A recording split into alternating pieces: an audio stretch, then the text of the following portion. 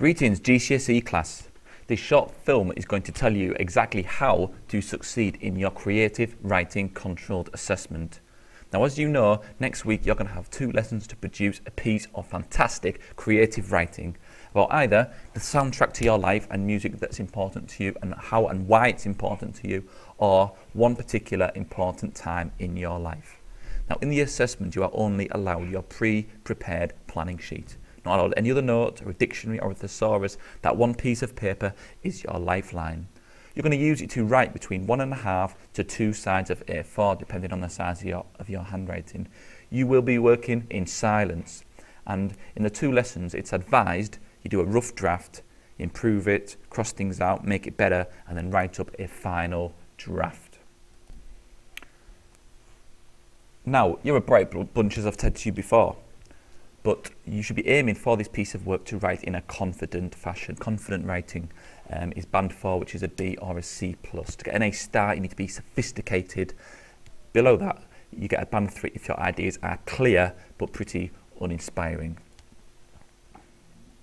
When I'm marking your work, this is what I'll be judging it on.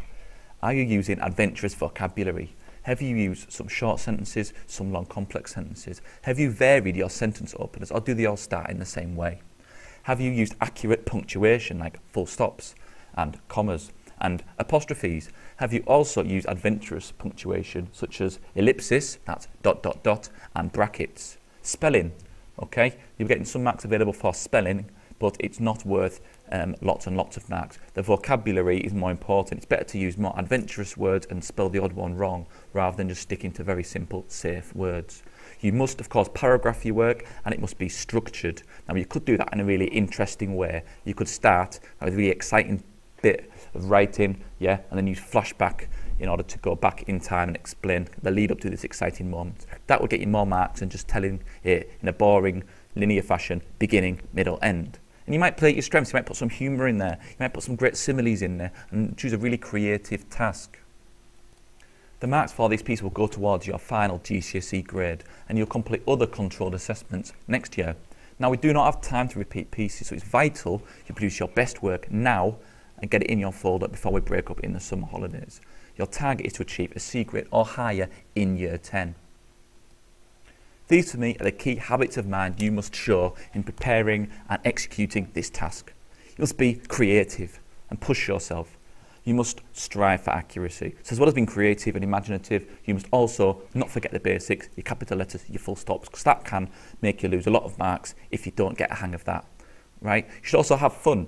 Produce a piece of writing that is enjoyable to read and sticks out from the pile.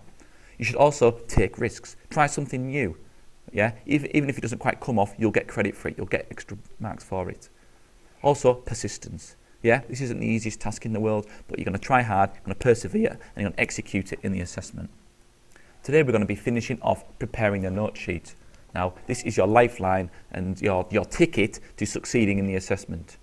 On the sheet, you're not allowed to write in full sentences. You might include difficult spellings, words you're going to use, but they're hard to spell. You can write down today the correct spelling on your note sheet, so you've got that there in the exam, because you can't have a dictionary in the assessment. You can also put down exciting words and vocabulary you want to use a thesaurus for that.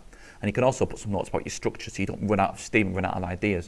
So what's going to happen in the beginning, the middle, the end of your assessment. And also put some punctuation you're going to use so you don't forget. Put in you're going to use brackets and ellipsis and question marks, okay? Because you don't want to forget to do those kind of things under pressure in the assessment. Here is an example of someone writing about a particular important time in their life. Now, you will aim to write more than this. This is kind of like a reduced version. But in this extract that we've looked at before, Nigel Slater, the chef, is writing about how the visit to the sweet shop are a particularly important memory. Now, he uses really exciting, interesting uses of language to describe the sweet shop. He almost takes the reader there so you can picture it in your head. He uses colours, some shone emerald and deepest ruby like precious gems, others pale and delicate in old lady shades of violet and lavender. The use of colours, use of simile there is really imaginative. He takes us on a journey. He also discusses why this is important to him. He doesn't tell us blatantly, he hints at it, about the times he shared with his father. And now thinking about it as an adult, his father's taken him because he wants to get out of the house, perhaps get away from his wife when he's been something bad and needs a bit of space, okay? And it's the bonding, this kind of male bonding that goes on that has been so important to him. Look at the magic of the final line too. What a great way of signing off.